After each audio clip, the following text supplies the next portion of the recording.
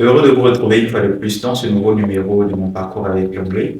Alors, une rubrique au cours de laquelle j'ai donc décidé de démystifier l'anglais en partageant avec vous, étape après étape, comment est-ce que j'ai pu parler l'anglais dans un environnement francophone. Alors, lors des vidéos précédentes, on a parlé de pas mal de choses, notamment la source de motivation qu'il fallait d'abord avoir lorsque vous décidez justement de vous lancer dans cette aventure de l'apprentissage anglais. Après avoir trouvé la source de motivation, on a parlé qu'il fallait trouver donc un centre de formation pour pouvoir justement être coaché par un coach et être suivi. Et aujourd'hui, je vais donc parler du début donc de la formation. D'accord? Une fois que vous avez trouvé votre source de motivation, vous savez plus ou moins pourquoi vous voulez apprendre l'anglais. Vous avez trouvé un centre de formation et la prochaine étape, c'est maintenant le début de la formation.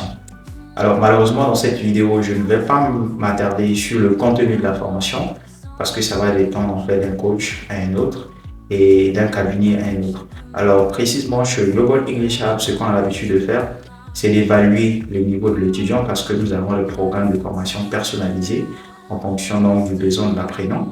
Et donc après avoir passé un entretien et un test de niveau, on identifie donc les forces et faiblesses de l'apprenant et voir quels sont les axes d'amélioration pour justement l'aider à atteindre son objectif. D'accord? Alors, mais aujourd'hui, je vais plutôt m'attarder sur l'environnement que vous devez créer lorsque vous décidez de commencer justement votre apprentissage de langue anglaise. Alors, vous devez créer ce qu'on appelle en anglais, pas vraiment en anglais, mais vous devez créer donc ce qu'on appelle par un environnement anglophone. D'accord? Alors, c'est très difficile justement lorsque vous êtes dans un pays francophone de trouver des personnes avec qui vous allez parler l'anglais. Et d'ailleurs, lorsque vous sortez de chez vous, vous serez donc appelé à rencontrer des personnes qui ne parlent que le français. Et donc, du coup, c'est difficile en fait de trouver justement quelqu'un avec qui vous pouvez pratiquer l'anglais.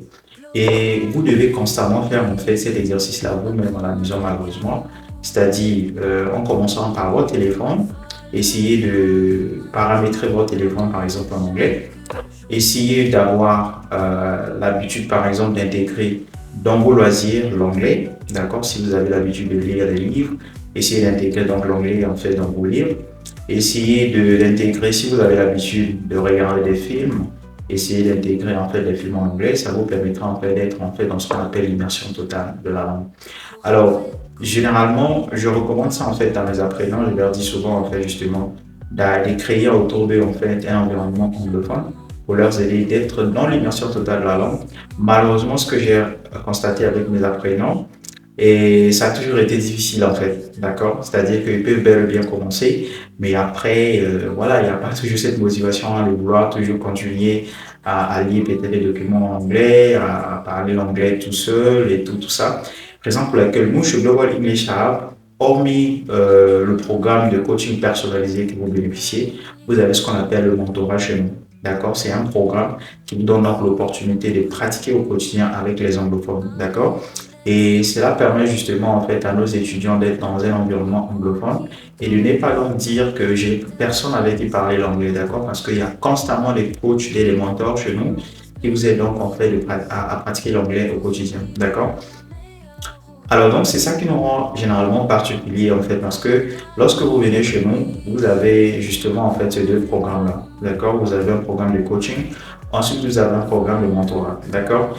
Donc créer un environnement anglophone, ça vous permet justement d'être en fait dans l'immersion totale de la langue, tout en sachant que vous êtes dans un environnement où les gens ne parlent que le français et donc du coup en parlant ou encore en mettant tout ce qui est autour de vous en anglais, ça vous permettra justement de toutefois rencontrer les mots, on va dire, écoute, voir les gens parler l'anglais, si c'est peut-être des programmes télévisés, vous avez l'habitude de suivre, essayez de suivre en fait les programmes en anglais, vous avez l'habitude de lire des livres, essayez de lire des livres en anglais, ça vous permettra donc de créer autour de vous un environnement anglophone, d'accord? Et comme je l'ai dit, c'est toujours difficile. C'est toujours difficile, raison pour laquelle vous devez être suivi et coaché. Et chez nous, voilà, vous avez donc cette opportunité-là de bénéficier des deux programmes en même temps.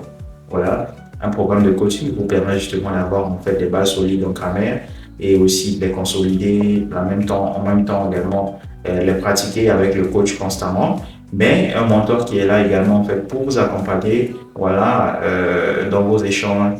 Et ce qui est intéressant par-dessus, c'est que vous avez la possibilité de faire une immersion totale avec des personnes en fait des divers accents, d'accord?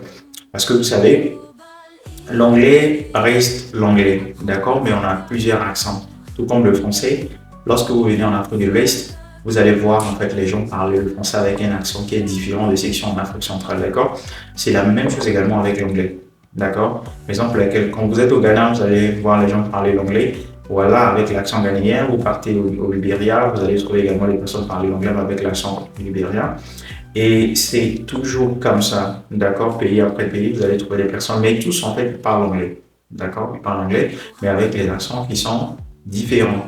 Donc, il est donc important justement de se familiariser avec les différents accents pour ne pas donc se sentir en fait, on va dire en difficulté lorsque vous allez rencontrer une personne qui parle très bien anglais, parce que vous avez déjà l'habitude en fait de vous frotter en fait à des personnes qui ont des accents différents, d'accord? Donc, créer donc l'environnement anglophone une fois que vous commencez justement votre apprentissage. Et si vous avez la chance justement de bénéficier de nos programmes, vous aurez déjà un environnement anglophone. Donc, vous n'avez plus en fait de problème en fait à ce niveau-là. Merci beaucoup et on se retrouve très prochainement pour une nouvelle capsule vidéo.